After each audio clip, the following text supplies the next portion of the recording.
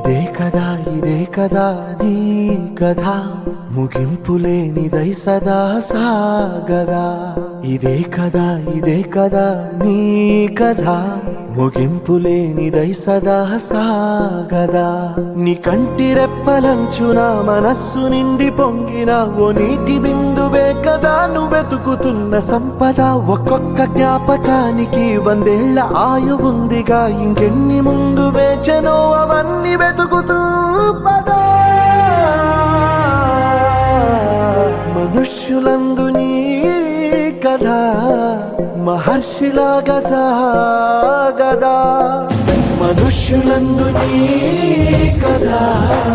మహర్షిలాగా సాగదా